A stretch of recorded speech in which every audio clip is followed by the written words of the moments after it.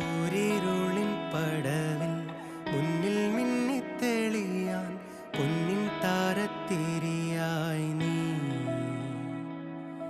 വിണ്ണിൽ നിന്നും പറന്നിൻ നെഞ്ചിൻ കൊമ്പിലിരുന്നേ മാലാഖപ്പൂവിതളേ നീ